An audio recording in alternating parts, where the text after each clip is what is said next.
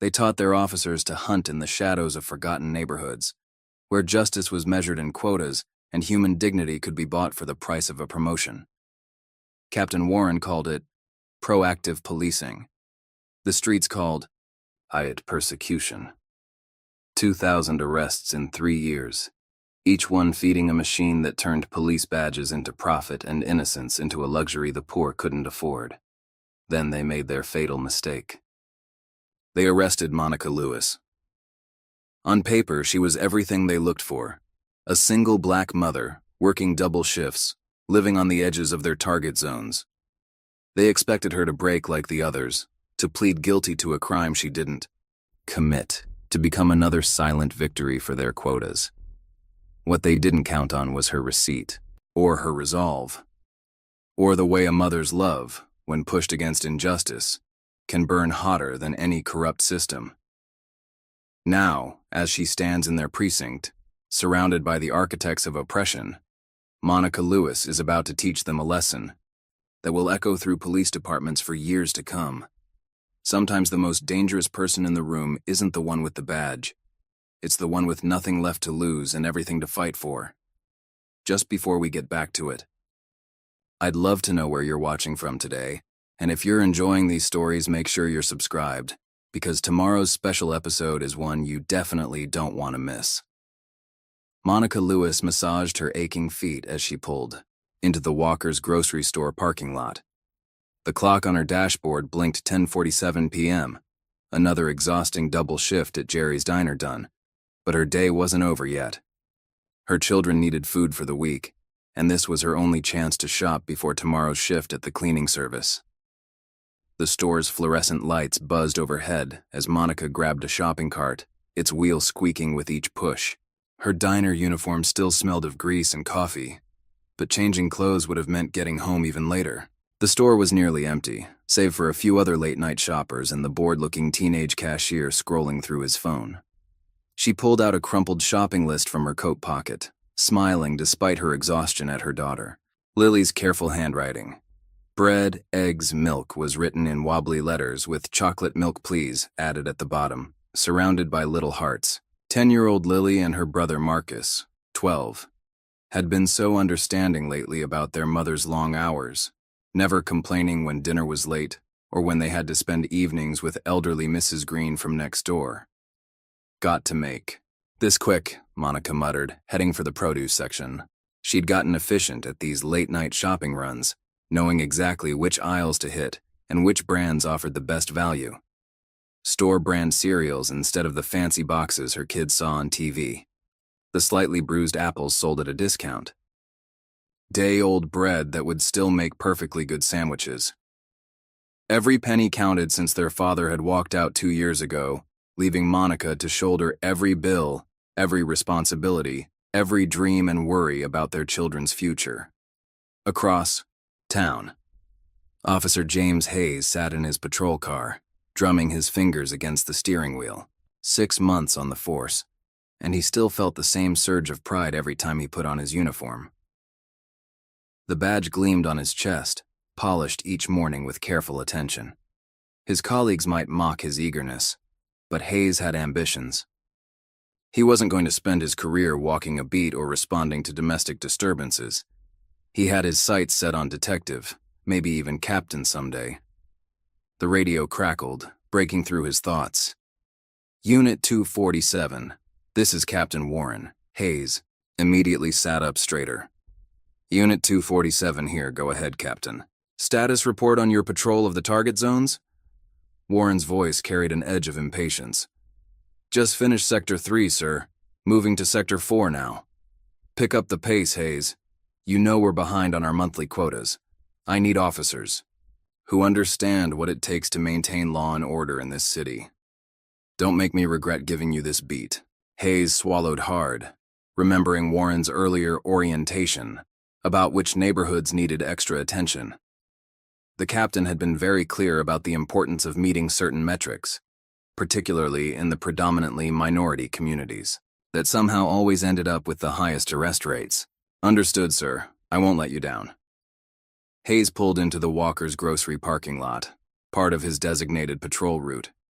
The store's security guard, Tom Bradley, was already walking toward his car. Hayes recognized him from the morning. Briefings, a wannabe cop who'd failed the academy 3 times, but loved throwing his weight around in a security uniform. Bradley leaned down to Hayes's window, his voice dropping conspiratorially. "Glad you're here, officer. Got a suspicious one inside. Black female. Been wandering the aisles for a while. Probably stuffing merchandise in her coat." Hayes felt his pulse quicken. This could be his chance to show Warren he understood how things worked in this precinct. "Thanks for the heads up. Description? Dark blue coat, jeans, looks like some kind of waitress uniform underneath. Been watching her on the cameras. Something ain't right about how she's moving through the store." Inside, Monica was at the checkout counter, carefully counting out bills from her worn wallet. Each item had been selected with precision, staying within her tight budget while ensuring her children would have enough to eat for the week.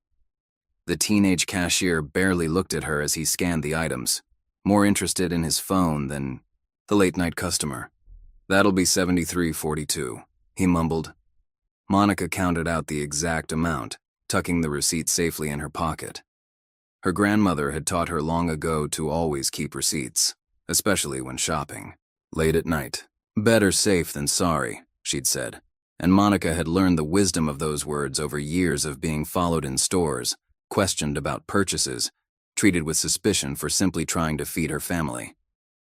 The automatic doors whooshed open as Monica stepped into the cold night air, grocery bags balanced in both hands. Her mind was already racing ahead to home. Marcus needed help with his math homework, and Lily had been fighting a cold. Maybe she could squeeze in a bedtime story if they were still awake. "Ma'am, stop right there!" The sharp command froze Monica in place. She turned to find Officer Hayes approaching, his hand resting deliberately on his holster. Her heart began to pound, but she forced herself to remain calm, remembering every warning her mother had given her about these situations. "Is there a problem, officer?" she asked, keeping her voice steady and polite. "Put those bags down slowly and keep your hands where I can see them." Hayes moved closer, his rookie nervousness masked by aggressive authority. "We've had reports of shoplifting." Monica carefully set down her groceries, her hands trembling slightly. "Sir, I have my receipt right here in my pocket. I paid for everything." "Don't reach," Hayes barked, causing her to flinch. "Keep those hands up." "Please," Monica's voice cracked slightly. "The receipt is right here. I didn't do anything wrong, but—" Hayes was already calling for backup. His earlier uncertainty transformed into righteous certainty. This was proper policing, he told himself. This was maintaining order in the target zones, just like Warren wanted. "Mama! Mama!" The desperate cries shattered the night air. Monica's heart dropped as she saw Marcus and Lily running across the parking lot, Mrs. Green hurrying behind them as fast as her arthritis would allow. The elderly woman had been watching the kids in her apartment just around the corner, waiting for Monica to return with groceries. "Stay back!" Hayes shouted at the approaching children, his hand tightening on his holster. Lily burst into tears at his tone, while Marcus froze in place, his young face contorted with confusion and fear. "Please," Monica begged, her composed facade crumbling as she watched terror overtake her children's faces. "They're my babies. Just let me explain. Stop resisting." Hayes grabbed her arm, spinning her around roughly. The grocery bags toppled as he pushed her against his patrol car, sending oranges and apples rolling across the dark asphalt. The chocolate milk carton burst, creating a brown puddle that reflected the store's harsh lighting. "I'm not resisting," Monica gasped as handcuffs clicked around her wrists, cold metal biting into her skin. "The receipt is in my right pocket. Please just look." Mrs. Green had reached the children now, pulling them close as they sobbed. Her voice shook with outrage as she addressed Hayes. "Officer, this is absolutely ridiculous. I've known Monica. For years, she's a hard-working mother who—" "Step back, ma'am," Hayes ordered, his face flushed with adrenaline, and something that might have been shame if he'd let himself feel it. "This is a police matter." A small crowd had begun to gather in the parking lot. Several people had their phones out, recording the scene. A young woman in scrubs, presumably just off her own late shift, stepped forward with anger in her voice. "She has her receipt. I was right behind her in line. I saw her pay for everything." "Anyone interfering will be arrested for obstruction," Hayes announced, maintaining his grip on Monica's arm. She had stopped struggling. Her body slumped in. Defeat as she watched a week's worth of carefully budgeted groceries scattered across the ground. The bread was crushed, eggs broken, precious dollars wasted while her children screamed. "Mama, please." Lily's voice had grown hoarse from crying. "Please don't take my mama." Mrs. Green held both children tightly, her own eyes brimming with tears of helpless anger. Marcus stood rigid in her embrace, his 12-year-old mind struggling to process this violation of everything he'd been taught about justice and fairness. Monica tried to turn her head, desperate to offer some comfort to her children. "Mrs. Green, please take them home. It's going to be okay. Marcus, baby, take care of your sister. I'll be—" "Face forward." Hayes pushed her head down as he opened the back door of his patrol car. The last thing Monica saw before the door slammed was Lily collapsing in Mrs. Green's arms, her small body racked with sobs. The drive to the precinct passed in a blur of sirens and radio static. Monica sat perfectly still in the back seat, her hands growing numb from the tight handcuffs. Her mind raced with fears. Who would get the kids ready for school tomorrow? What would her boss at Jerry's say when she didn't show up for the morning shift? How could she possibly afford a lawyer on her salary? The precinct buzzed with harsh fluorescent activity, despite the late hour. Hayes marched Monica through a gauntlet of curious eyes and whispered comments. The booking process stripped away, her dignity piece by piece, fingerprints pressed into cold ink, the harsh flash of the mugshot camera, her belongings cataloged and sealed in a plastic bag. "Empty your pockets," ordered a tired-looking officer with sergeant's stripes. Monica could only watch helplessly as they pulled out the crumpled receipt, the proof of her innocence that had gone unexamined in the parking lot. "Please," she tried one more time, her voice barely above a whisper. "The receipt shows I paid for everything." "Save it for your lawyer." The sergeant cut her off, adding the receipt to the bag of belongings without a glance. The holding cell felt like a tomb of hope, the metal door clanging shut with terrible finality. Monica sank onto the hard bench, drawing her knees up to her chest as she tried to ward off the bone-deep chill. Around her, other women sat in various states of despair, some angry, some weeping, some staring into space with vacant eyes. In the bullpen, Hayes typed his report with energetic efficiency, the words flowing easily as he constructed the official narrative. Subject displayed suspicious behavior, made furtive movements when approached, resisted lawful commands. This was what Captain Warren wanted, after all. This was how you proved yourself worthy of advancement. Excellent work. Tonight, Hayes, Warren's voice made him look up from his computer screen. The captain stood beside his desk, a satisfied smile on his face. This is exactly the kind of proactive policing we need in the target zones. Keep this up, and you'll have a bright future in this department. "Thank you, sir," Hayes beamed, pushing away the memory of children's screams and scattered groceries. "Just doing my job." "That's what I like to hear." Warren clapped him on the shoulder. "Law and order. That's what keeps this city running. We have quotas to meet, metrics to maintain. Some bleeding hearts might not understand that, but you do."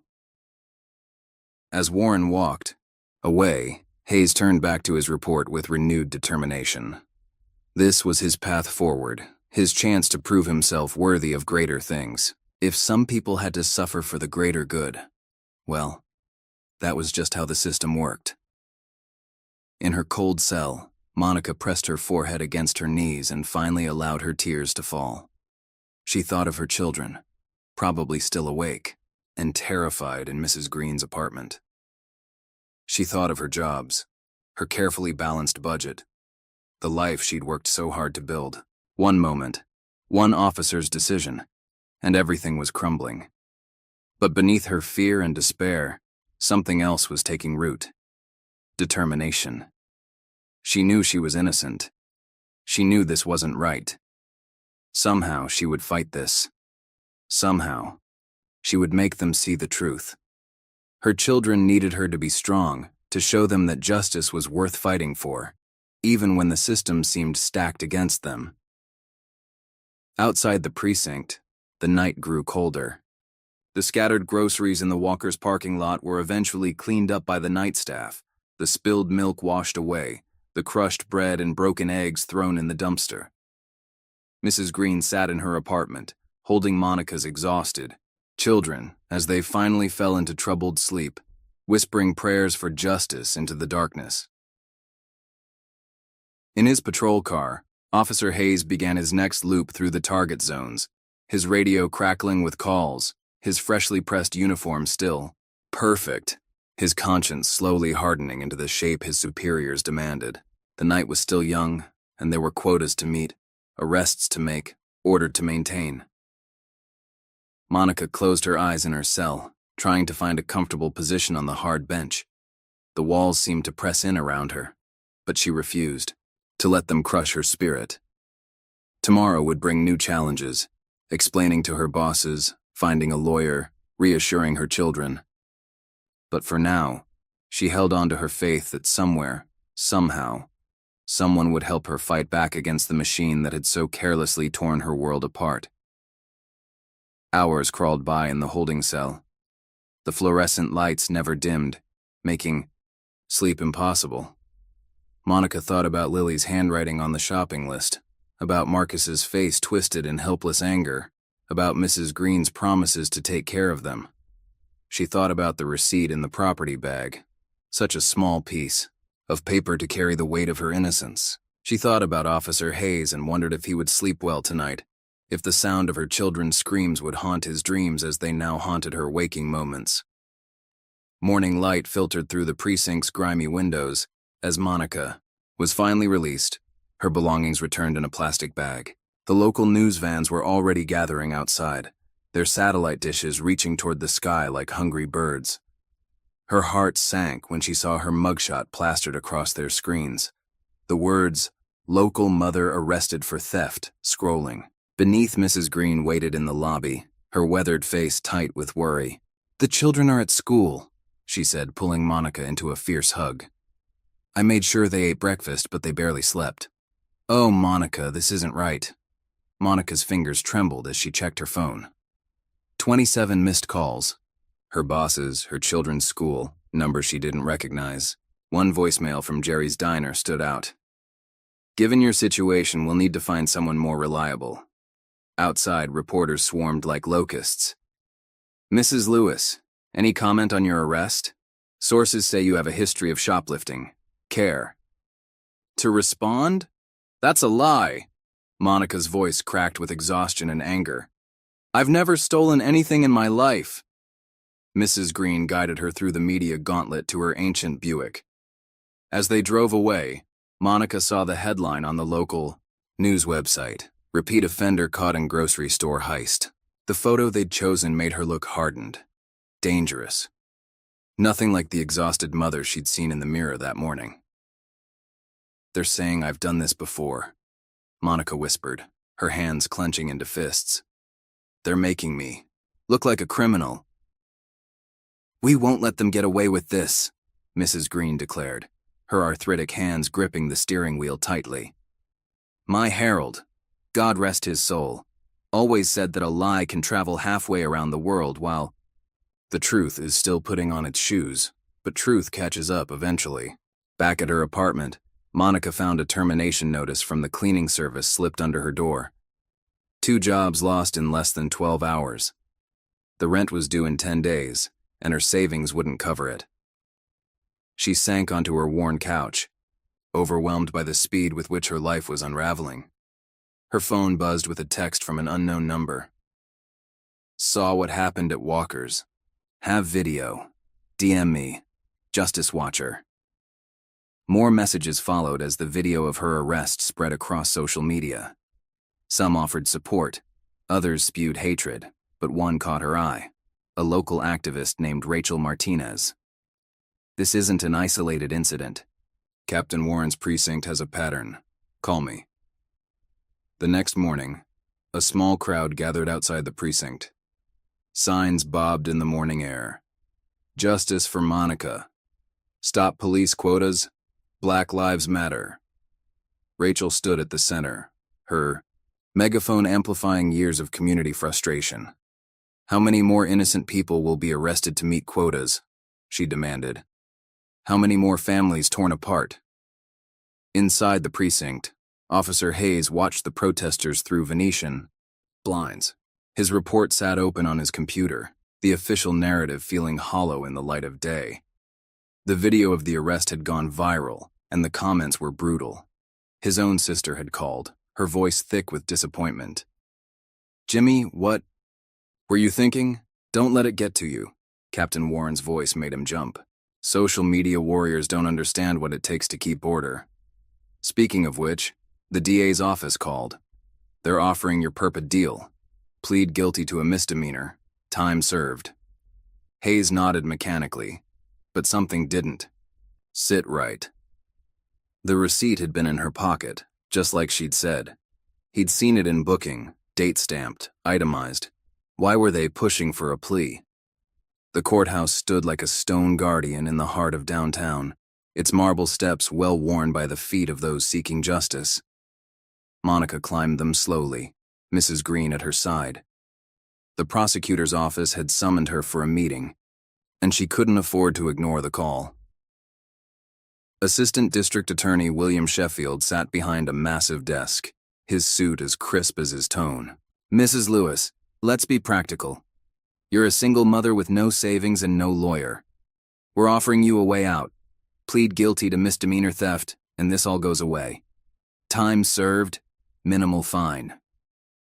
"I'm not pleading guilty to something I didn't do," Monica replied, her voice firm despite her racing heart. "I have the receipt. I paid for everything." Sheffield's smile didn't reach his eyes. "Receipts can be faked. Officer Hayes' report paints a very different picture. Think about your children, Mrs. Lewis. Do you really want to risk jail time?" "I am thinking about my children." Monica stood, her hands steady now. "I'm thinking about what kind of example I'd be setting if I admitted to a crime I didn't commit just because you're trying to scare me." As they left the courthouse, a tall black man in an impeccable suit approached them. "Mrs. Lewis? I'm Judge Nathaniel Carter. I couldn't help overhearing. Are you being pressured to take a plea?" Monica hesitated, but Mrs. Green spoke up. "They're trying to railroad her, Your Honor. She's innocent. There's video proof, witnesses, even the receipt. But they're threatening her with jail if she doesn't plead guilty." Judge Carter's expression darkened. "I know this game all too well. The system counts on people being too scared or too poor to fight back." He handed Monica a business card. "Call Jason Bell. Tell him I sent you. He's a civil rights attorney who takes on cases like yours pro bono." Jason Bell's office was a far cry from the prosecutor's mahogany palace. Papers covered every surface, and protest posters lined the walls. The lawyer himself was younger than Monica expected, with keen eyes and barely contained energy. "Judge Carter told me about your case," he said, gesturing for Monica and Mrs. Green to sit. "I've been tracking Warren's precinct for months. They have a pattern of targeting minority neighborhoods, enforcing illegal arrest quotas. Your case might be exactly what we need to expose it." "I just want my life back," Monica admitted.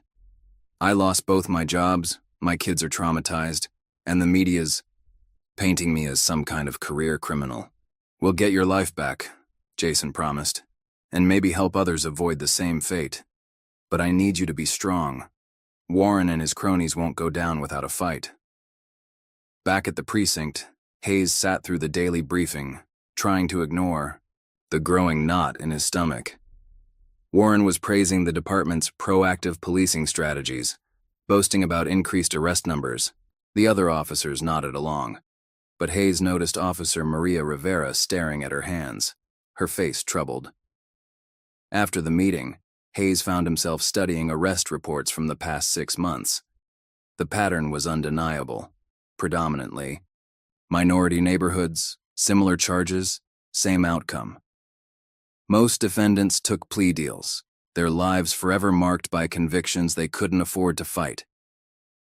That evening, Jason filed a motion requesting all arrest records from Warren's precinct. The response was swift and aggressive. The department's lawyers claimed confidentiality, citing ongoing investigations and officer safety. "They're hiding something," Jason told Monica during their next meeting. "But we're not alone in this. Fight anymore." He showed her his phone. Dozens of messages from other victims of similar arrests. A black teenager arrested for suspicious behavior while walking home from basketball practice. A Hispanic mother charged with trespassing at her own apartment complex. An elderly Asian man accused of stealing from his own store. Rachel's activist network had been documenting these cases for years, building a database of Warren's targets. Now, with Monica's case gaining attention, more victims were coming forward. Judge Carter watched the case files pile up on his desk, each one a story of lives disrupted by quotas and prejudice. He'd seen this pattern before, watched too many.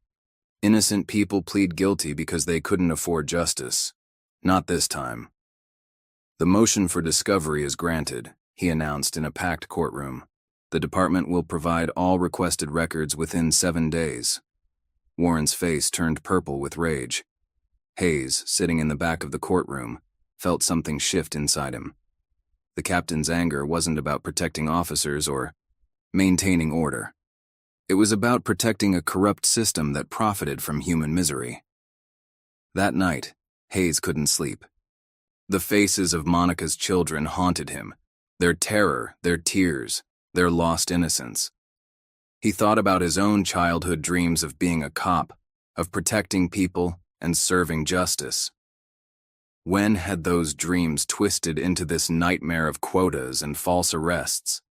His phone buzzed, a message from Officer Rivera. "We need to talk. Not at the precinct. It's about Warren's quotas." Monica tucked her children into bed, their small apartment now feeling both safer and more fragile. Lily still had nightmares about the arrest, and Marcus had grown quiet, watchful. But tonight, for the first time since that terrible night, Lily had smiled at dinner. "Mama," she whispered as Monica kissed her forehead. "Are the bad policemen going to come back?" "No, baby," Monica promised, her heart aching. "And they weren't all bad, just confused. Sometimes people do wrong things because they're scared or because someone tells them they have to. But there are good people helping us now, fighting, to make things right." "Like Mr. Bell?" Marcus asked from his bed. "And Judge Carter?" "Yes, like them, and like Mrs. Green, and Rachel, and all the protesters. Sometimes it takes a whole community to fix something that's broken." As her children drifted off to sleep, Monica checked her phone. Jason had texted. More victims had come forward, each story adding to the pattern of abuse. The media narrative was shifting, questions being asked about Warren's methods, about quotas, about systemic racism in law enforcement. Tomorrow would bring new challenges, another court hearing, more media attention, the constant struggle to find new work while fighting for justice. But tonight, watching her children sleep peacefully, Monica felt something she hadn't experienced since the night of her arrest. Hope. In his apartment across town, Hayes stared at his polished badge, wondering when it had become a symbol of oppression rather than protection. His phone screen glowed with Officer Rivera's message, offering a chance at redemption. At doing what? Was right instead of what was ordered. The web of corruption that had ensnared Monica Lewis was beginning to unravel, its threads pulled loose by the combined efforts of a determined mother, a principled judge, a passionate lawyer, and a community that refused to remain silent. But Warren's power ran deep, and the fight for justice was far from over. Outside the precinct, the protest signs had multiplied. their messages echoing through the streets. No more quotas. Justice for all. The system must change. Rachel led the growing crowd in chants that reached through the precinct walls, demanding accountability, demanding change. Monica's story had become a rallying cry, a spotlight illuminating the dark corners of a broken system. But as she lay in bed, that night her children safely asleep in the next room, she knew that the hardest battles still lay ahead. Warren wouldn't surrender his power easily, and the corrupt web he'd woven through the department would resist being torn apart. Yet something had shifted in the city's consciousness. More voices were joining the chorus for change, more evidence emerging of Warren's corrupt practices. The truth was finally catching up, and its footsteps echoed like thunder through the halls of power. Jason Bell sat at his cluttered desk, surrounded by towers of case files and cold coffee cups. His computer screen displayed an email from Walker's grocery store. "We regret to inform you that the surveillance footage from the night in question has been accidentally deleted during routine system maintenance." "Accidentally deleted my foot," he muttered, reaching for his phone to call Monica. Before he could dial, a text message appeared from an unknown number. "North parking lot. Midnight. About Warren's quotas. Come alone." The night air carried a chill as Jason waited in his car, engine off, watching shadows play across the empty parking lot. A figure emerged from the darkness. Officer Maria Rivera, still in uniform, her shoulders tense with nervous energy. "Thanks for coming," she said, sliding into the passenger seat. "I can't be seen talking to you. Warren has eyes everywhere." "Tell me about the quotas," Jason replied, his recorder discreetly running. Rivera's hands twisted in her lap. It started small, suggestions about which neighborhoods needed extra attention. Then came the bonuses, cash incentives for officers who met certain performance metrics. Warren called it productivity enhancement. How many innocent people were arrested? Hundreds, maybe thousands. Most took plea deals because they couldn't afford to fight. Rivera pulled out a flash drive. "This is a copy of Warren's ledger. He tracks everything: arrest numbers, racial, demographics, bonus payments. He's careful never to put it on official servers." Back at his office, Jason pored over the ledger's contents. The numbers told a damning story. Systematic targeting of minority neighborhoods, financial rewards for aggressive officers, careers made and broken based on arrest quotas. Meanwhile, Monica faced her own battles. Marcus came home from school, with a split lip, his eyes dark with suppressed rage. "Baby, what happened?" Monica touched his face gently, her heart breaking at his flinch. "Tommy Peters said you're a criminal," Marcus muttered. "Said his dad saw it on the news. Said we don't belong here anymore." Lily huddled in the corner of the couch, her homework untouched. "The other kids won't play with me at recess," she whispered. "They say their parents told them to stay away." Monica pulled both children close, feeling their small bodies tremble, with confusion and hurt. "Listen to me," she said firmly. "What they're saying isn't true. Sometimes people believe lies because they're scared or because they don't know better. But we know the truth, and we're going to fight for it." That evening, Jason visited Monica's apartment, bringing pizza and the grim news about the surveillance footage. "They're trying to bury the evidence," he explained, watching Marcus pick listlessly at his slice. "But Officer Rivera came forward. She's given us proof of Warren's quota system." "Will it be enough?" Monica asked, her voice heavy with exhaustion. The strain of unemployment and legal battles had left dark circles under her eyes. "We're getting there. Judge Carter ordered the release of arrest records, and my team is analyzing the pattern. Warren's bonuses weren't just unethical, they were illegal. We just need to prove it." A knock at the door made them all freeze. Monica approached cautiously, peering through the peephole. A manila envelope lay on her doormat. No sender in sight. Inside was a handwritten note. Back off or your kids might have more trouble at school. Some accidents can't be prevented. Monica's hands shook as she showed Jason the threat. They're targeting my children now. This ends now, Jason growled, pulling out his phone to call Judge Carter. Across town, Officer Hayes sat in his car, staring at the precinct entrance. His latest arrest quota was due, but Rivera's words haunted him.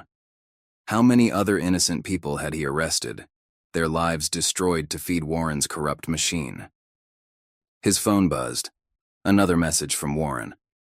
Numbers looking low this month, Hayes. Remember our conversation about career advancement. Hayes thought about Monica's children screaming in the parking lot, about Marcus's split lip that he'd witnessed yesterday while driving past the school, about the ledger he'd seen on Warren's desk matching Rivera's description.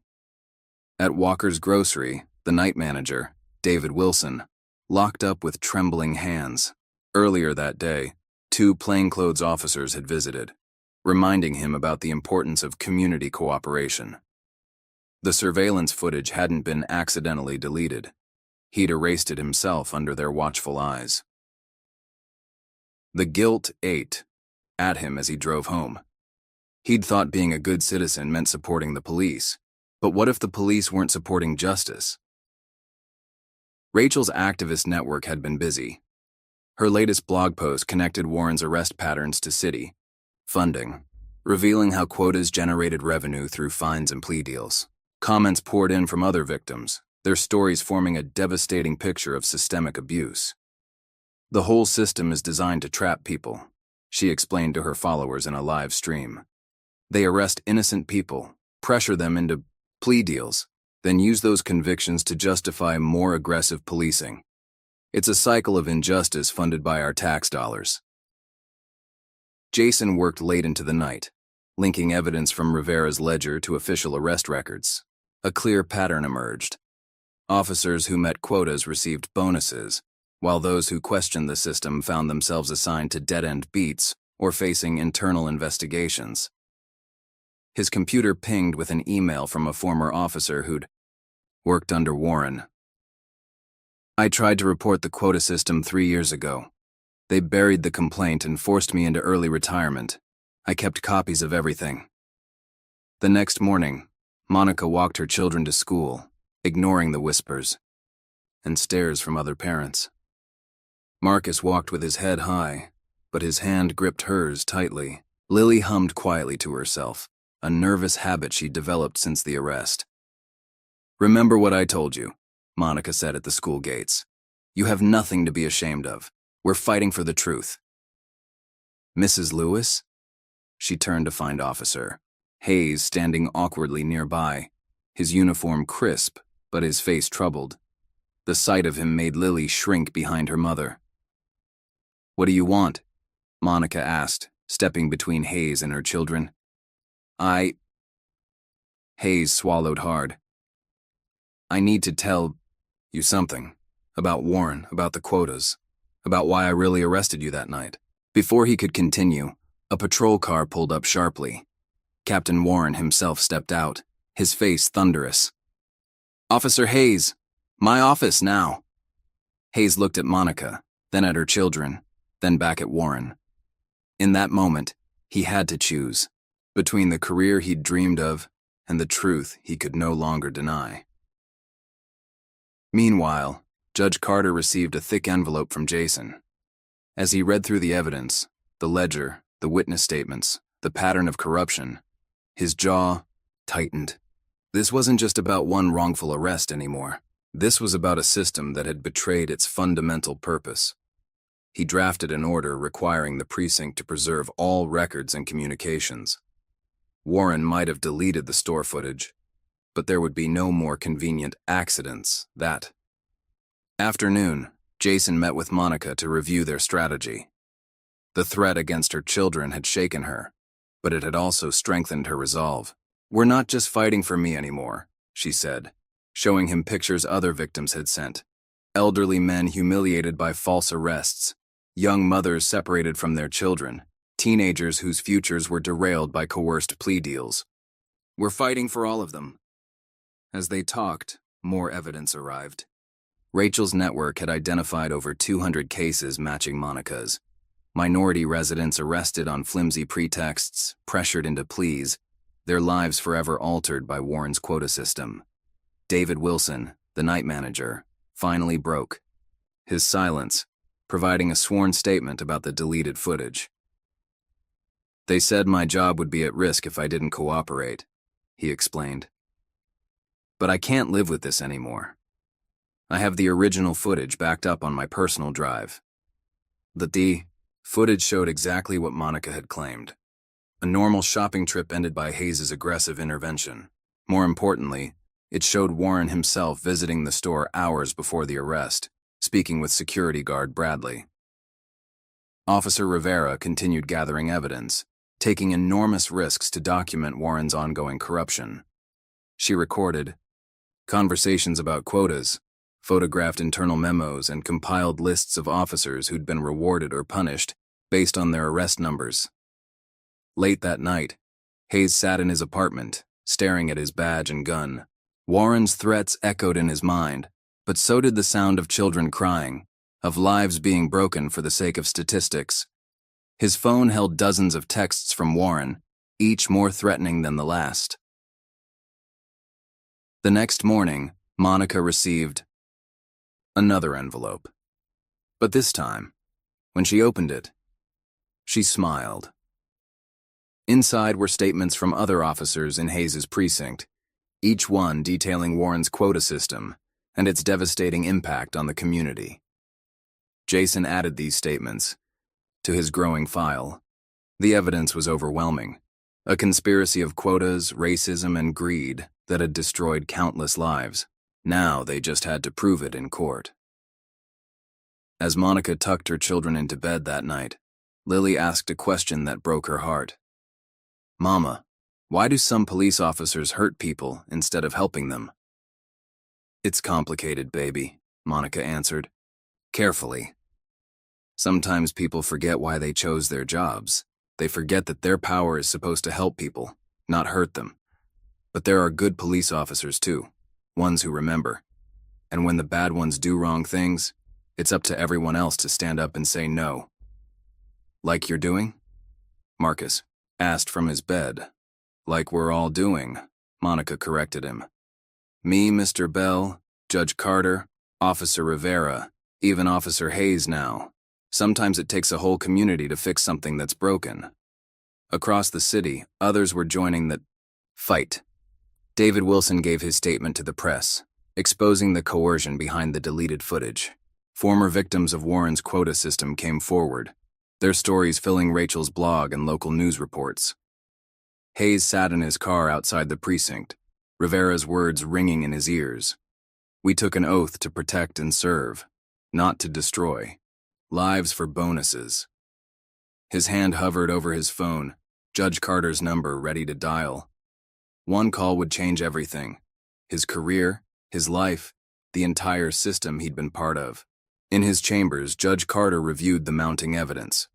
The pattern was clear, the corruption undeniable. Tomorrow, he would issue an order that would shake the department to its foundations. But tonight, he said a prayer for all those whose lives had been damaged by Warren's corrupt machine. Monica stood at her window, watching the city lights flicker in the distance. Tomorrow would bring new challenges, new threats, new battles. But tonight, she felt stronger than ever. The truth was emerging, justice was awakening, and change was coming. In the darkness of his office, Warren sat surrounded by shredded documents, his empire crumbling around him.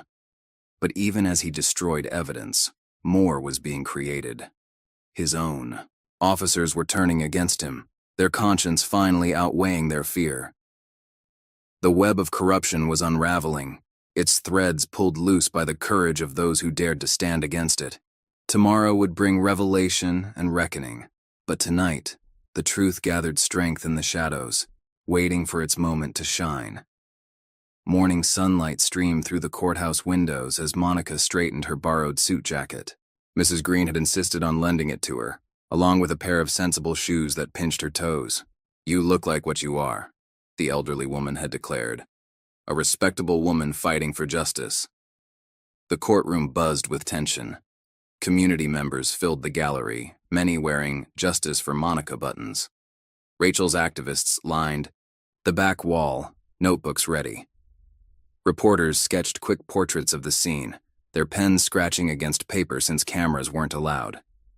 Jason Bell arranged his files at the defense table, each document a piece of the puzzle they'd assembled. Monica sat beside him, her hands folded tightly in her lap. She could feel Warren's glare from across the room, where he sat with the prosecution team, his usual confidence now tinged with worry. Officer Hayes waited in the witness room, his testimony scheduled for the morning session. His hands trembled slightly as he reviewed his notes. The weight of his badge felt different now, a burden rather than an honor. Judge Carter entered, his robe swaying with each deliberate step. "Court is now in session," the bailiff announced. The room fell silent, holding its collective breath. Assistant District Attorney Sheffield rose, his opening statement smooth as polished marble. "Ladies and gentlemen of the jury, this is a simple case of theft and resisting arrest. The defendant, Monica Lewis, was caught attempting to leave Walker's grocery store with unpaid merchandise. When confronted by Officer Hayes, she became combative." "Objection."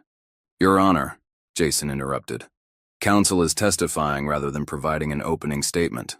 "Sustained," Judge Carter ruled. "Mr. Sheffield, please restrict yourself to what you intend to prove." Sheffield adjusted his tie, momentarily thrown.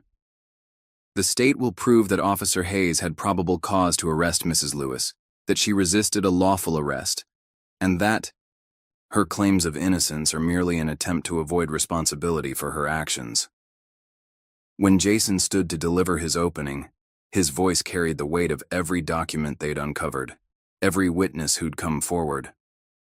"This case isn't about shoplifting.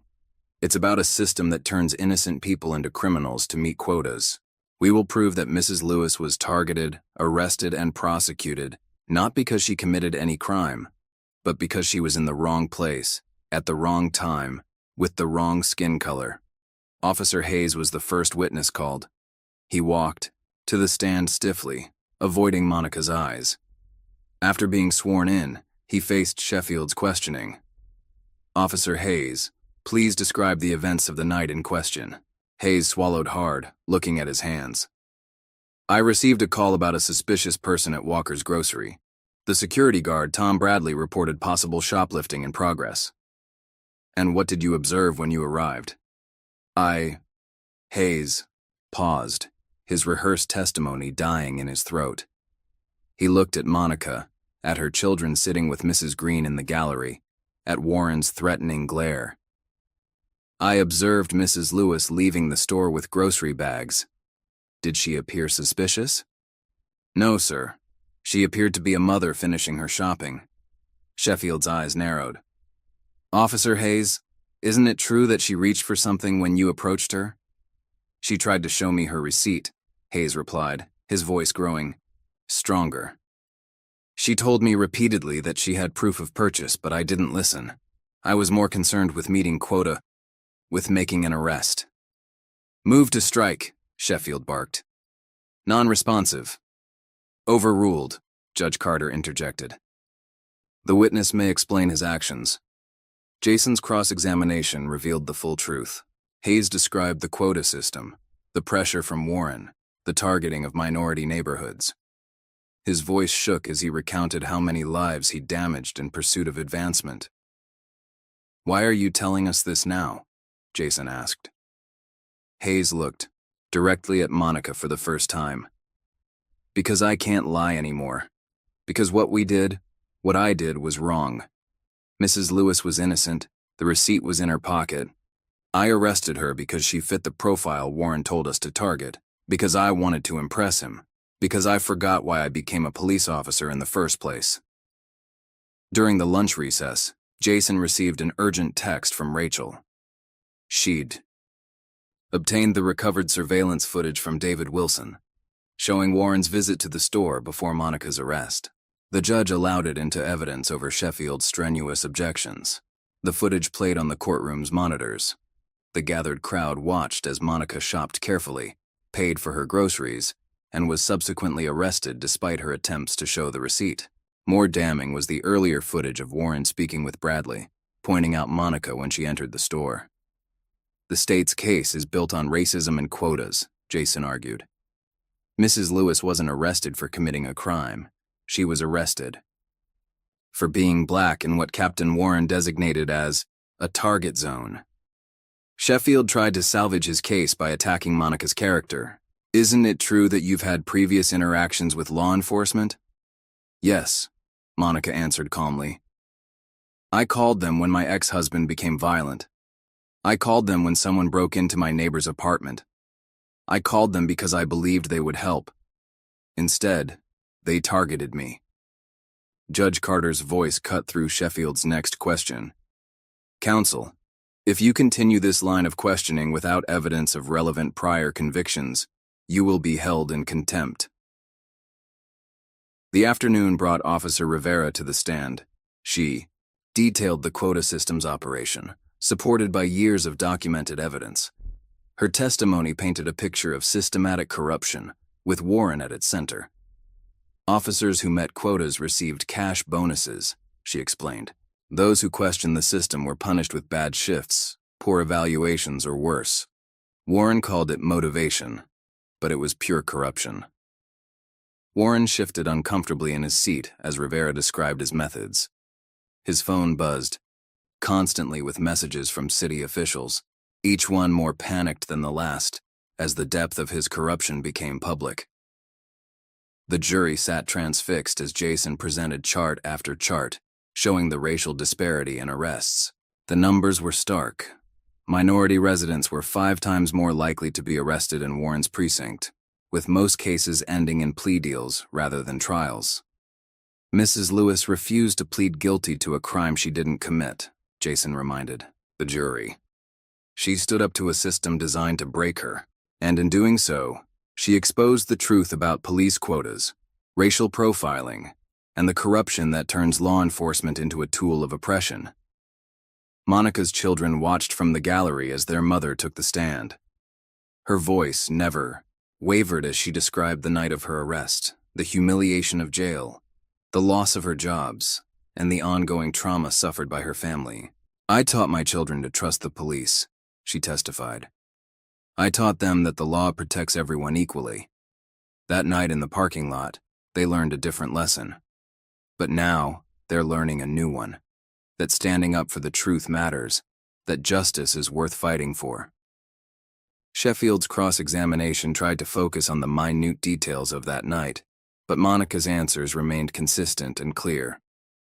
The receipt was still in evidence, date-stamped and itemized, proving her innocence beyond doubt. As the day's session drew to a close, Judge Carter addressed the court. We'll resume tomorrow morning with closing arguments. I remind everyone that this case has implications beyond one arrest. The integrity of our justice system itself is on trial. Outside the courthouse, reporters swarmed the steps. Rachel's activists chanted for justice while counter-protesters defended Warren. Monica walked through the chaos with her head high, her children's hands held tightly in hers. Hayes sat in his car long after the others had left, staring at his reflection in the rearview mirror. His testimony had ended his career, but for the first time since the academy, he felt like a real police officer, one who protected truth rather than quotas. Warren huddled with his lawyers in a downtown office, their faces grim as they reviewed the day's testimony. The evidence against him was overwhelming, his carefully constructed system exposed to public scrutiny. In his chambers, Judge Carter studied Monica's file late into the evening. The case had grown far beyond a simple arrest, becoming a referendum on policing practices, racial bias, and institutional corruption. Monica tucked her children into bed that night, their prayers filled with hopes for justice. Marcus asked if Officer Hayes was good or bad now. He's learning, Monica answered carefully. Sometimes doing the right thing means admitting you did wrong first. Jason worked through the night, preparing his closing argument. The evidence filled boxes and hard drives: Hayes' testimony, Rivera's documents, Wilson's footage, the data, showing years of discriminatory arrests. Tomorrow, he would weave it all together into an undeniable picture of injustice and redemption. In homes across the city, people who'd been victimized by Warren's quota system watched the news coverage of the trial. Many cried as they recognized their own stories in Monica's testimony. Some called Jason's office, offering to testify about their experiences. The courthouse stood silent in the darkness, waiting for morning. Inside its walls, truth had begun to overcome corruption. Courage had faced down intimidation, and justice had awakened from a long slumber. Tomorrow would bring closing arguments and the jury's deliberation. The city held its breath, knowing that their future would be shaped by 12 citizens' response to Monica's stand against systemic corruption. Mrs. Green sat in her apartment, polishing her good shoes for tomorrow. "My Harold used to say that justice moves slow," she told her cat. "But it moves sure when good people push it along." The night deepened as Monica lay awake, remembering the weight of handcuffs, the sound of her children crying, the cold cell where she'd refused to surrender. Her truth. Tomorrow would determine more than her fate. It would show her children and the world whether courage and honesty could truly overcome corruption and prejudice. Morning light painted the courthouse steps gold as Jason Bell climbed them, carrying a heavy cardboard box. Inside were financial records obtained through Judge Carter's subpoena, years of precinct accounts showing mysterious payments, unauthorized bonuses, and carefully hidden incentives. The courtroom hummed with anticipation. Monica sat at the defense table, her posture straight despite the exhaustion evident in her eyes. Warren occupied his usual spot behind the prosecution, but his normal swagger had been replaced by barely concealed anxiety. Jason began by calling the precinct's former bookkeeper, Sarah Martinez, to the stand. Her hands shook as she opened the ledger she'd secretly copied before being forced into retirement. "Can you explain these monthly payments?" Jason asked, projecting a spreadsheet onto the courtroom screen. "They were labeled as performance incentives," Sarah explained. "But they only went to officers who met certain arrest quotas. Captain Warren insisted on cash payments off the books. When I questioned it, he said it was standard procedure." The jury leaned forward as Sarah detailed the payment system. Officers who exceeded their quotas received envelopes of cash. Those who failed found their overtime mysteriously denied, or their shifts changed to undesirable hours. "Did you maintain records of these payments?" "Yes." Sarah pulled out a thin notebook. "I kept a private log of every transaction. The amounts, the officers involved, the reasons given. I knew someday someone would ask questions." Sheffield objected repeatedly, but Judge Carter allowed the testimony. The financial web of corruption emerged with devastating clarity, a system designed to reward aggressive policing in targeted neighborhoods. Hayes returned to the stand, his testimony now focused on the incentive system. "Warren promised me fast advancement if I met the quotas. He said certain neighborhoods were target-rich environments. We all knew what that meant." "And how were officers compensated for meeting these quotas?" Jason asked. "Cash bonuses, usually. Between $500 and $2,000 depending on the number and type of arrests. Warren said it had to be cash to avoid bureaucratic interference. Now I know he meant oversight." During cross-examination, Sheffield tried to paint Hayes as a disgruntled employee seeking revenge. "Isn't it true that you're only testifying against Captain Warren because you failed to meet department standards?" "No," Hayes replied firmly. "I'm testifying because I helped destroy innocent lives for money. Mrs. Lewis wasn't my first wrongful arrest, but she'll be my last." The afternoon brought David Wilson, the grocery store manager, to the stand. His voice trembled as he described Warren's visit before Monica's arrest. He said the store needed to cooperate with police initiatives.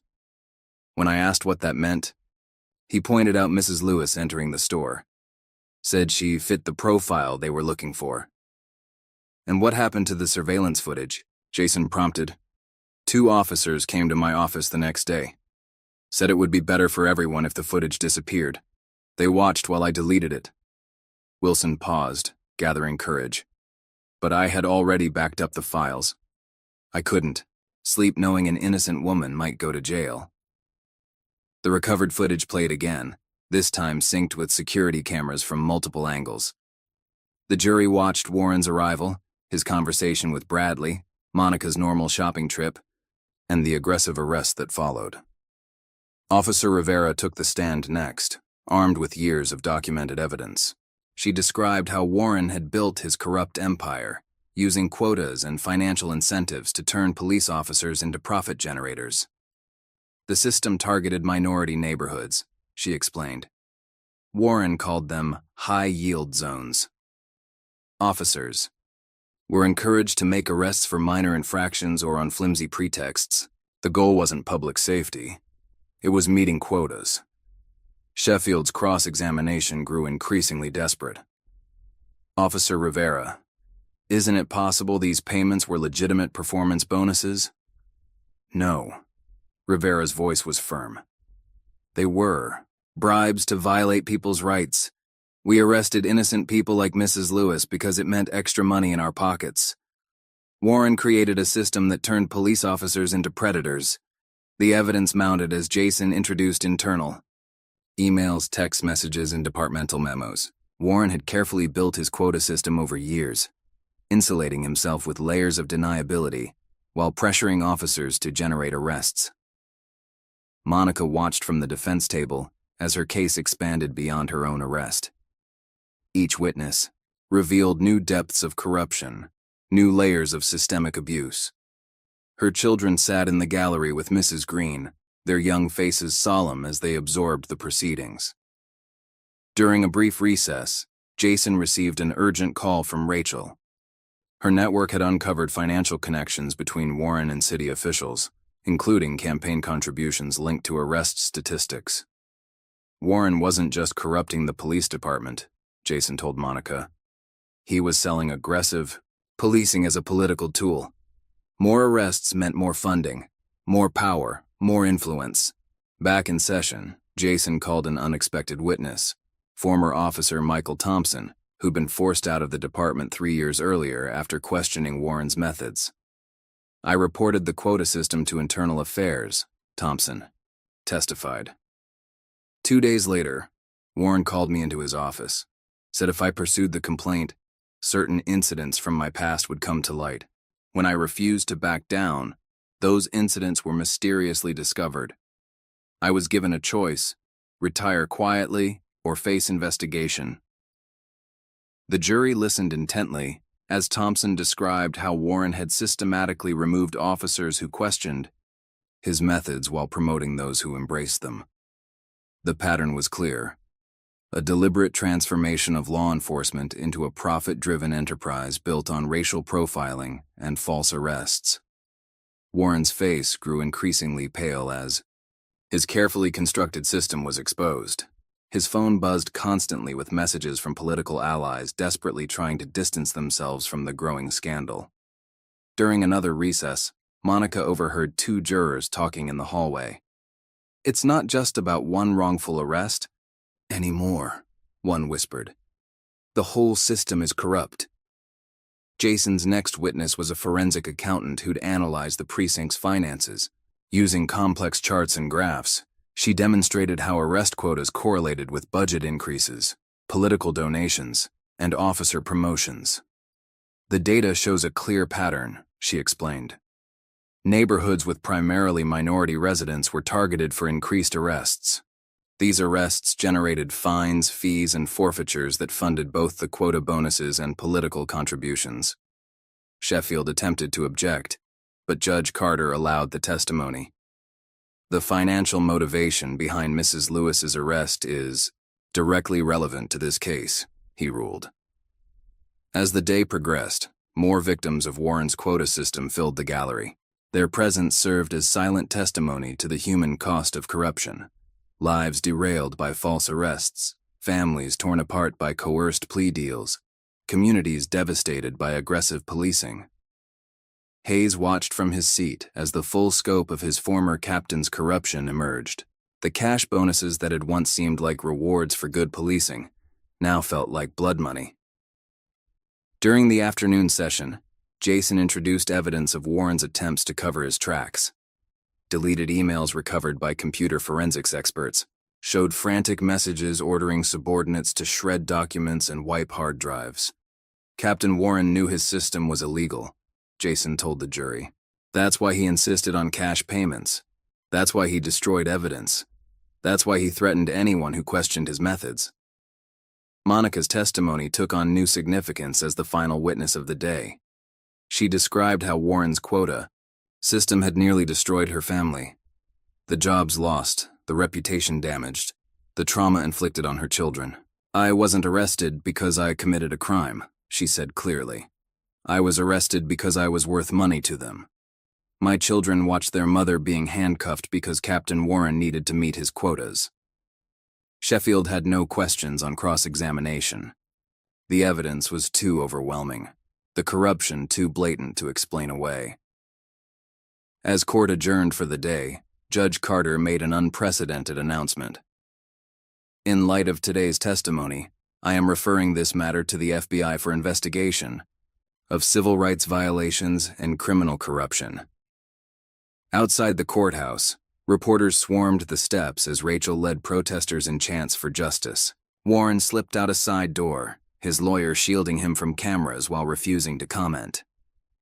Monica walked to Mrs. Green's car with her head held high, her children close beside her. The elderly woman had tears in her eyes as she hugged them, all.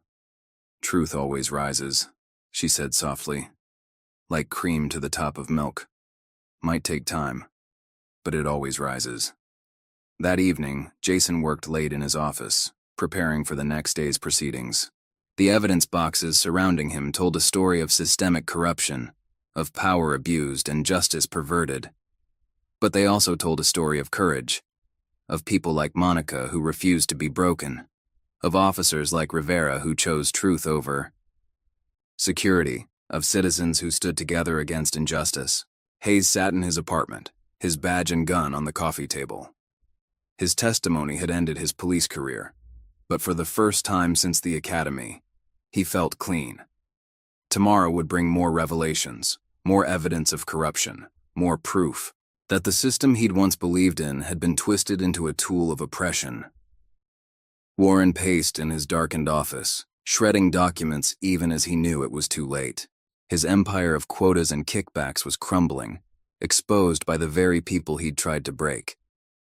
Monica tucked her children into bed, their prayers now including thanks for truth and justice alongside their usual requests. Marcus asked if things would be different now. Yes, baby, she answered, smoothing his hair. Sometimes things have to break completely before they can be fixed properly. What happened to us was wrong, but it's helping to fix something bigger than us. The city slept uneasily, knowing that tomorrow would bring more revelations, more evidence of how trust had been betrayed and power corrupted.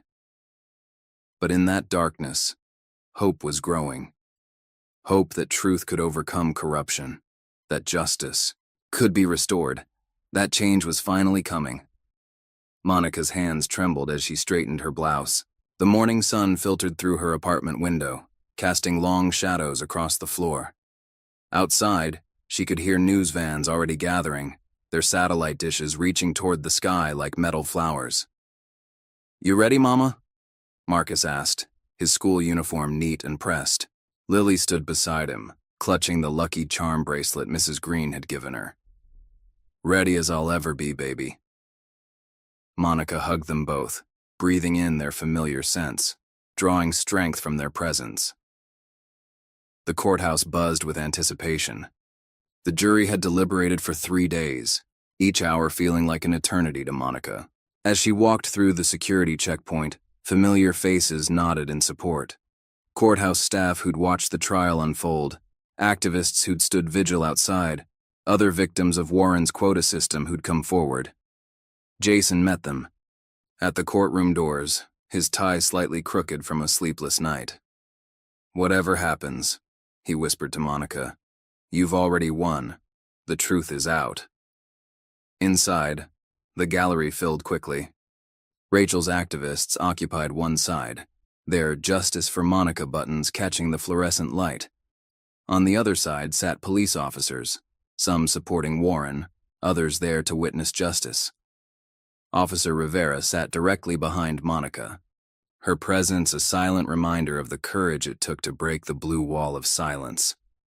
Warren arrived flanked by lawyers, his usual confidence replaced by barely concealed fear. The evidence against him was overwhelming. Years of financial records, witness testimonies, recovered documents, and surveillance footage painting a damning picture of systematic corruption. Judge Carter entered, his robe sweeping behind him. The room fell silent as the bailiff called out, "All rise! Court is now in session.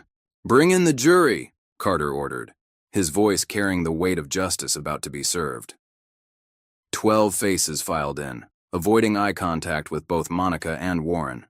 The foreperson, a middle-aged teacher, handed a folded paper to the bailiff, who delivered it to Judge Carter.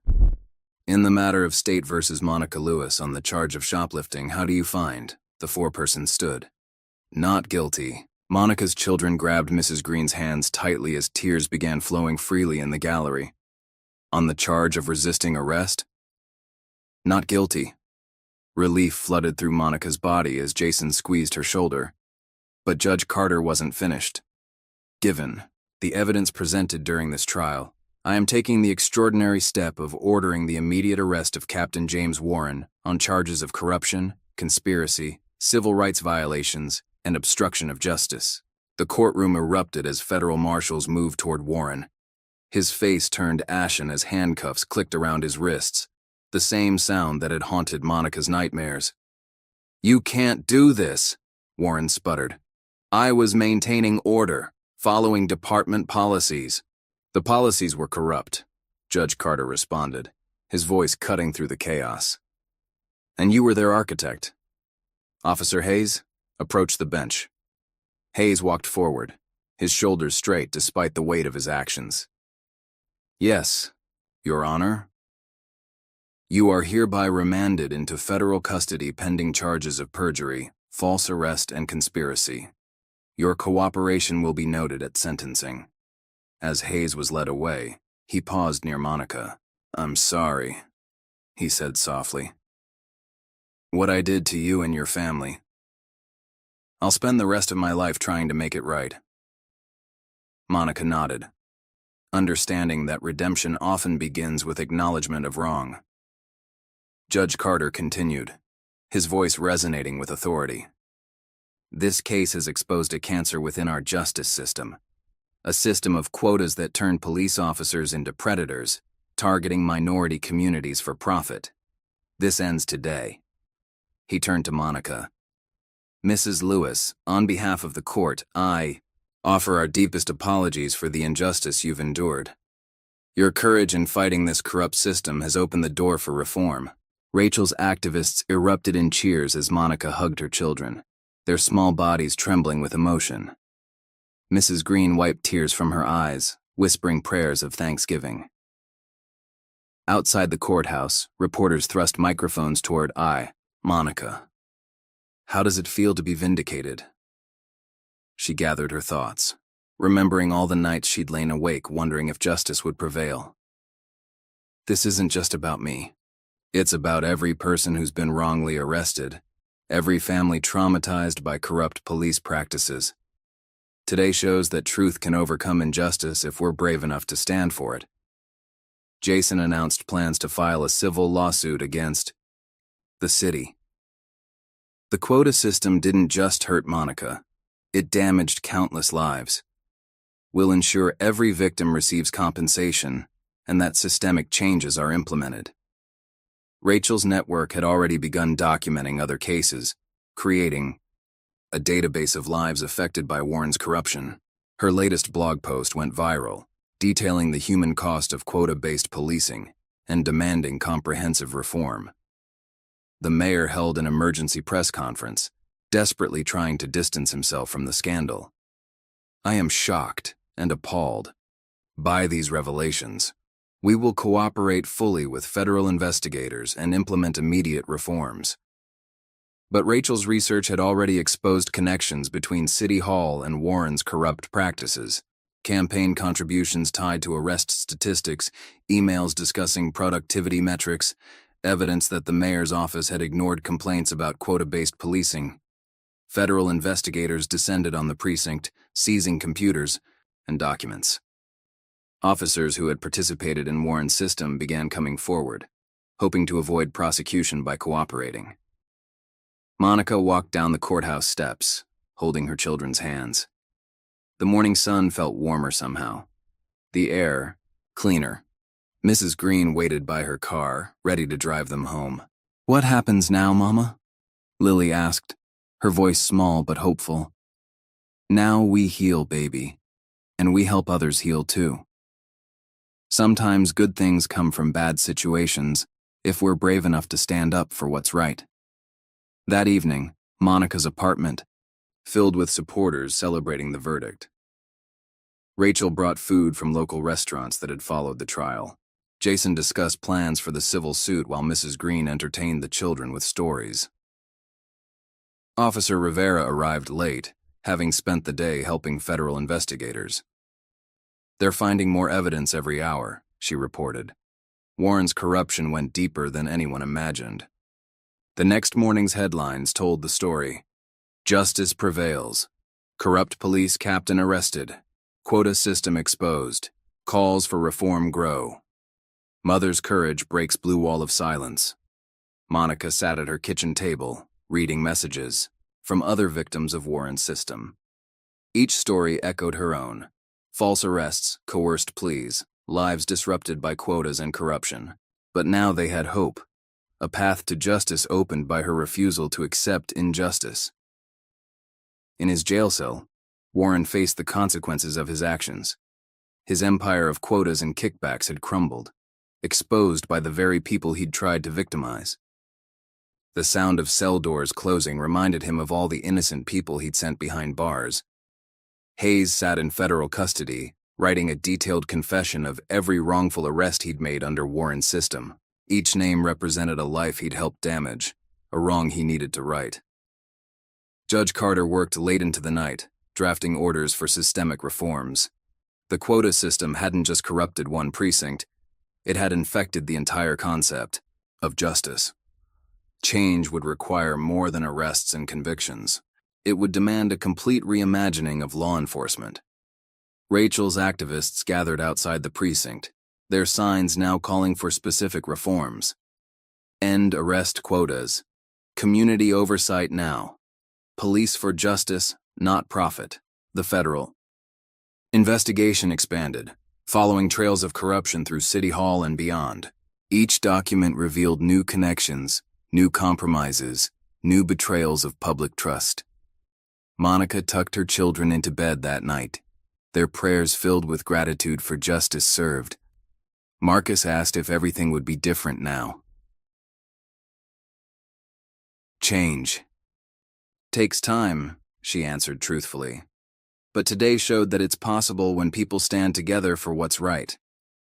In homes across the city, families watched news coverage of the verdict. Parents held their children closer, remembering Monica's courage.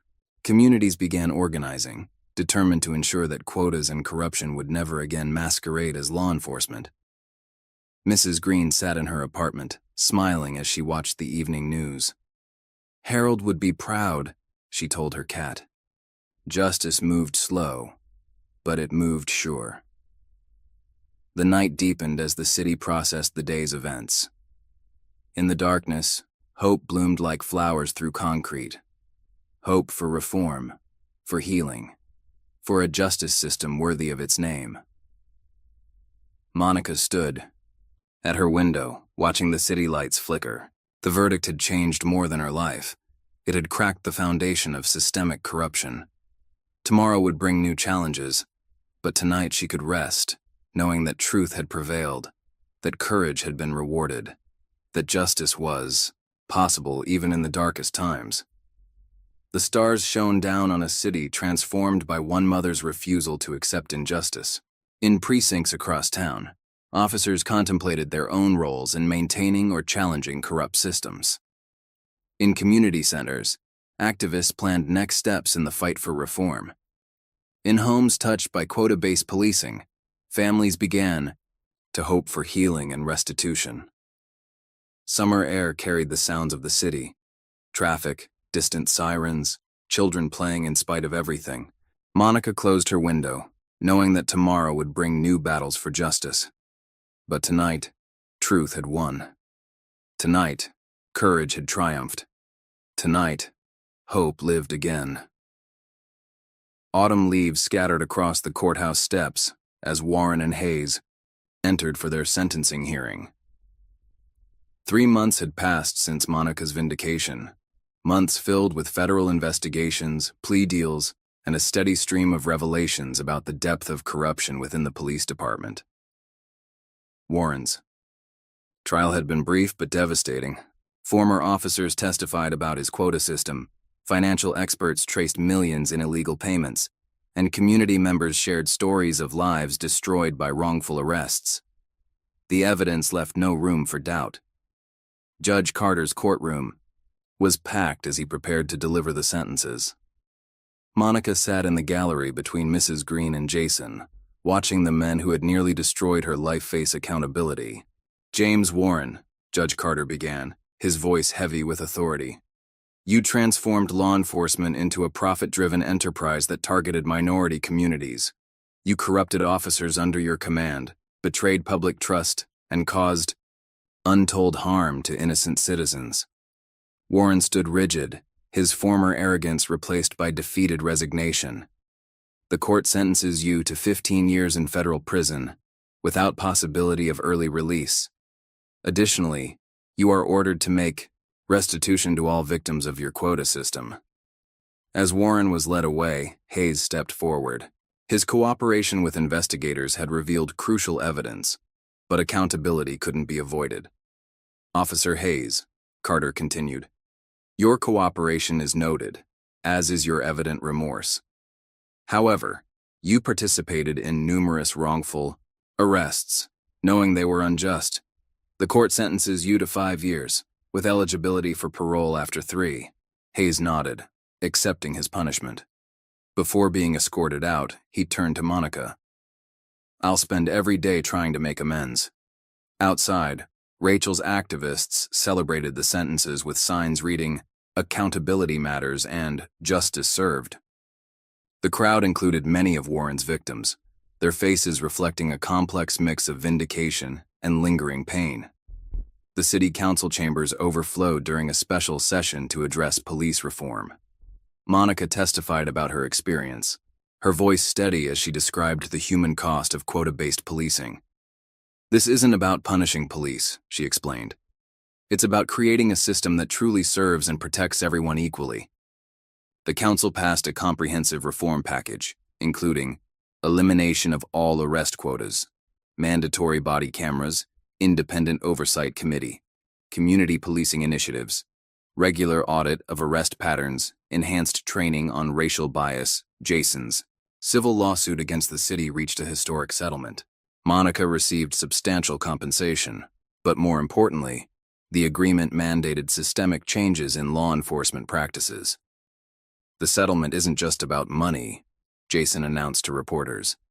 "It's about ensuring this never happens again." The funds allowed Monica to move her family to a better neighborhood and start a small business. But she didn't stop fighting for change. With Rachel's help, she established a foundation to support victims of wrongful arrests and advocate for police reform. The Foundation for Police Accountability works to bridge the gap between law enforcement and communities, Monica explained during the opening ceremony. "We believe in justice that serves everyone." Officer Rivera played a crucial role in rebuilding trust between police and citizens. Her testimony had helped dismantle Warren's corrupt system, and now she led training sessions on ethical policing. "We took an oath to protect and serve," she reminded fellow officers. "That means standing against corruption, even when it wears a badge." The precinct underwent a complete reorganization. Many officers resigned or faced charges, but others embraced the chance for reform. New leadership emphasized community engagement over arrest numbers, and civilian oversight ensured transparency. Hayes wrote letters from prison, documenting his journey from ambitious rookie to corrupt officer to reluctant whistleblower. His written confession became required reading at the police academy, a cautionary tale about the importance of moral courage. In schools across the city, Marcus and Lily found themselves treated differently.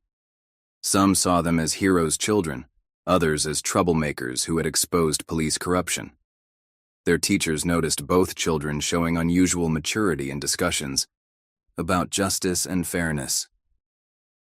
"My mama taught us that standing up for truth is hard," Marcus explained during a class presentation. "But staying silent hurts more." Warren's prosecution triggered investigations in other cities, revealing similar quota systems nationwide. Police departments faced increased scrutiny, and reform movements gained momentum across the country. Monica's story became a catalyst for change. She traveled to speaking engagements, sharing her experience with community groups, law enforcement agencies, and civil rights organizations. "Change starts with one person refusing to accept injustice," she would say. "But it takes an entire community to transform that refusal into reform." The mayor resigned amid revelations about his knowledge of Warren's corrupt practices. His replacement, a former civil rights attorney, prioritized rebuilding trust between city government and minority communities. Judge Carter's reputation for integrity grew. His handling of Monica's case and the subsequent corruption trials set precedents for judicial courage in confronting systemic injustice.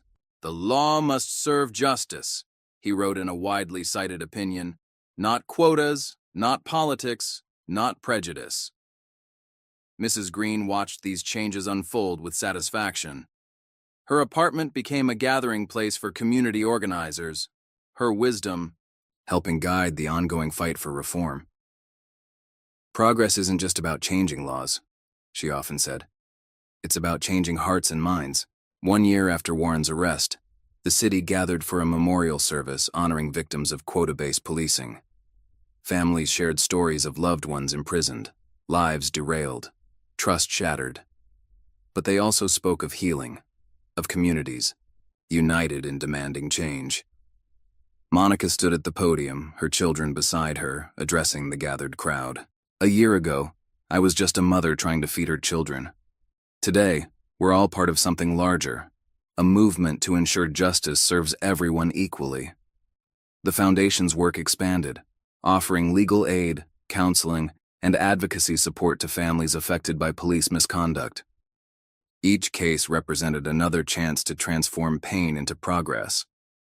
Hayes watched news coverage of these changes from his prison cell, writing detailed accounts of how Warren's system had corrupted the department. His testimonies helped other cities identify and eliminate similar quota practices. Rachel's network of activists grew into a powerful force for accountability, monitoring police practices and advocating for continued reform. Their documentation of cases helped prevent backsliding into old patterns. Officer Rivera developed new training programs emphasizing ethical decision-making and community engagement.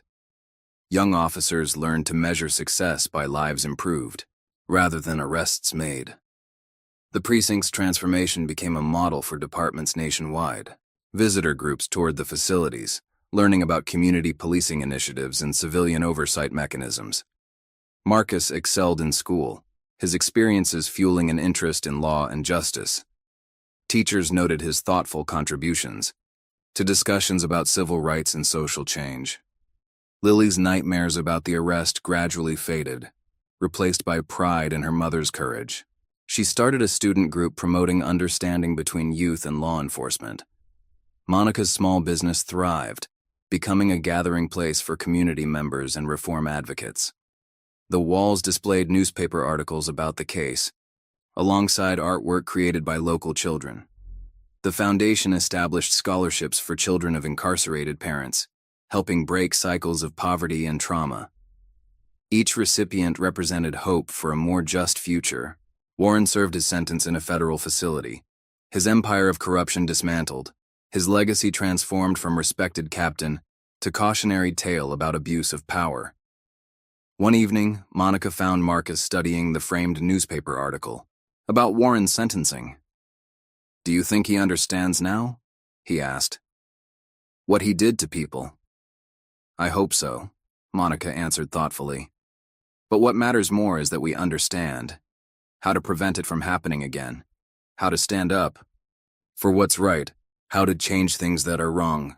The city had changed irrevocably.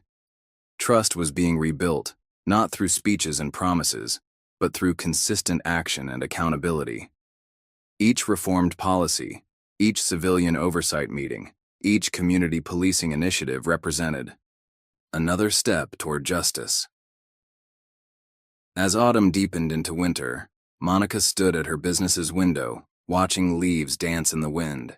The Foundation's latest report showed significant decreases in wrongful arrests and improved police-community relations. "Progress isn't perfect," she told a documentary filmmaker interviewing her about the changes. "But it's real. Every person who speaks up, every officer who chooses integrity over quotas, every judge who demands accountability, they're all part of the solution." The story of one mother's fight for justice had sparked a movement, challenging systemic corruption and demanding change. In precincts, courtrooms, and communities across the nation, people were learning the lesson Monica had taught her children: that standing up for truth might be difficult, but silence in the face of injustice was no longer an option. 5 years. After her wrongful arrest, Monica Lewis stood before a packed auditorium at the National Civil Rights Conference. Her memoir, Standing for Truth, had topped bestseller lists for months, its powerful message resonating with readers across the country. "Change doesn't happen in grand moments," she told the attentive crowd.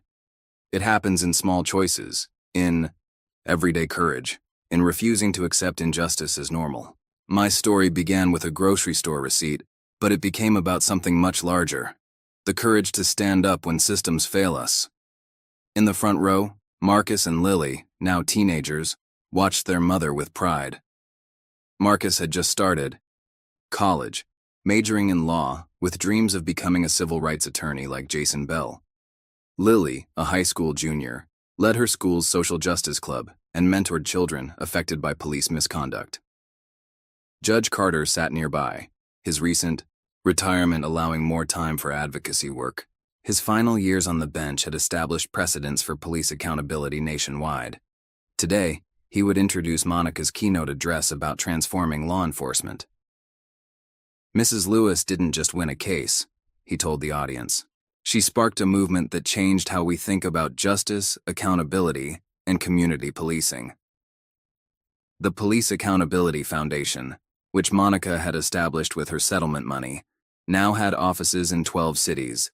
Their work had helped overturn hundreds of wrongful convictions and implement reform measures in police departments across the country. Jason Bell, still passionate despite his graying hair, headed the foundation's legal team. His office walls displayed framed newspaper articles about successful cases, each representing another life restored, another injustice corrected.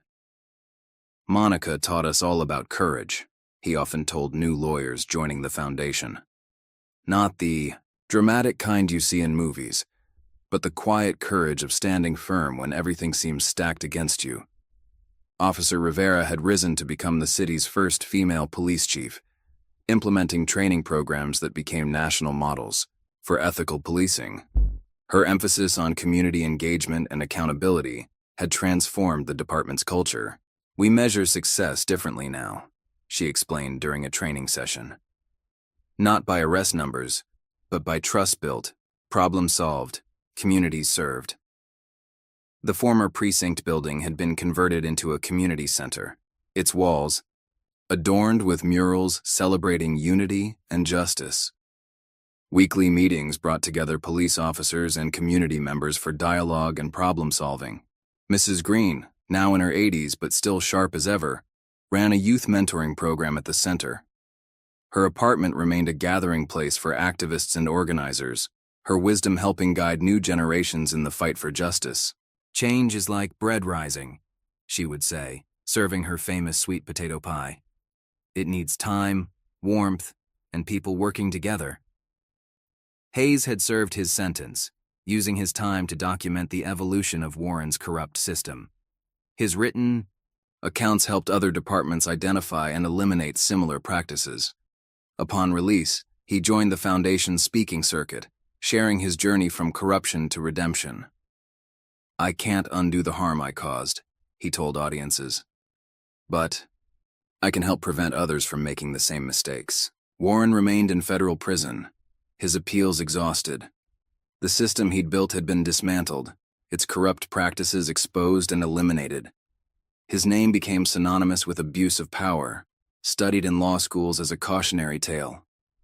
Monica's memoir detailed not just her case, but the larger story of community resilience and systemic change. Publishers had doubted its appeal, but readers responded to its message of hope and transformation. The book's success brought interview requests and speaking engagements, platforms Monica used to advocate for continued reform. She appeared on national news programs, testified before Congress, and consulted with police departments implementing changes. "The work isn't finished," she reminded audiences, "but we've proven that change is possible when communities unite and demand better." Marcus thrived in college, his childhood experiences fueling a passionate commitment to civil rights law. His professors noted his unique perspective on justice, shaped by watching his mother's fight for accountability. "Law isn't just about rules," he wrote in a class essay. "It's about protecting human dignity and ensuring equal justice. I learned that watching my mother stand up to a corrupt system." Lily's school activism earned national recognition. She organized conferences bringing together police officers and young people, creating dialogue where there had been fear and mistrust. "Mom taught us that change starts with understanding each other," she explained during a television interview. "We can't fix problems if we don't talk about them honestly." The Foundation's latest initiative focused on preventive measures, working with police academies to screen out candidates with authoritarian tendencies and strengthen ethical training. Research showed promising results in departments that adopted their recommendations. Rachel's grassroots network had evolved into a powerful advocacy organization, monitoring police practices and pushing for transparency. Their documentation methods developed during Monica's case became standard tools for accountability activists nationwide. "Monica showed us that one person's story can change the system," Rachel told new organizers. "But it takes all of us working together to make that change last." The city itself had transformed. Community policing replaced aggressive enforcement, civilian oversight, ensured transparency, and regular dialogue sessions built trust between officers and residents. Monica's small business had grown into a successful restaurant, its walls displaying artwork from local children alongside newspaper articles about police reform. It became a gathering place for activists, officers, and community members working together for change. One evening, as she closed the restaurant, Monica found Hayes waiting outside. He'd completed his speaking tour and wanted to thank her before moving to another city to start fresh. "Your courage changed more than just the system," he said quietly. "It changed people like me, made us face what we'd become and choose a different path." The community center hosted regular meetings between police officers and local youth, breaking down barriers and building understanding. Officers learned to see the humanity in the communities they served, while young people discovered that badges didn't have to mean fear. Monica's calendar filled with speaking engagements, but she always made time for local groups starting their own reform initiatives. Her story encouraged others to stand up, speak out, and demand accountability. "Change isn't something that happens to us," she told a group of community organizers. "It's something we create together, choice by choice, day by day." The Foundation's scholarship program had grown, supporting education for children affected by police misconduct. Each recipient represented hope for a more just future, their success stories adding to the growing evidence that change was possible. Judge Carter's Judicial philosophy influenced a new generation of judges, encouraging them to prioritize justice over procedure and recognize systemic barriers to equality. "The law must serve humanity," he wrote in his memoir, "not the other way around." Rivera's police department became a national model, hosting officers from other cities eager to learn about community-oriented policing. Their success proved that effective law enforcement didn't require quotas or aggressive tactics. The former precinct's community center hosted an anniversary celebration, marking 5 years of transformation. Residents shared stories of positive police interactions, of problems solved through dialogue, of trust slowly rebuilt. Monica watched her children grow into passionate advocates for justice, their childhood trauma transformed into purpose. Marcus's legal studies and Lily's activism represented hope for continuing progress. "You turned pain into purpose," Mrs. Green told her over tea. "That's the greatest victory of all." The national movement for police reform gained momentum, inspired by Monica's example of persistent, principled resistance to injustice. Other communities used her story as a blueprint for their own struggles. As Monica prepared to conclude her keynote speech, she looked out at the assembled crowd. Activists, officers, officials, and ordinary citizens united in the pursuit of justice. "5 years ago, I stood alone in a parking lot, facing a system designed to break me. Today, we stand together, building something better. My story isn't just about what happened to me. It's about what happens when we refuse to accept injustice, when we stand together for change, when we believe in the possibility of a better system." The applause that followed carried the weight of lives transformed, of systems reformed, of communities healed. Monica's journey from wrongful arrest to national advocate had opened doors for countless others to demand and create change. Outside the auditorium, autumn leaves danced in the sigh breeze as Monica hugged her children close. Their future held challenges, but also hope. Hope born from the courage to stand for truth, the power of unity, and the persistent belief that justice was worth fighting for. What would you do if you faced a system designed to break you? Would you have Monica's courage to stand and fight? If this story moved you, give it a like. Subscribe for more powerful tales of ordinary people standing up to extraordinary injustice. And remember, sometimes the biggest changes start with the smallest acts of courage. Share this video if you believe in the power of one person to make a difference. Together, we can ensure stories like Monica's continue to inspire change.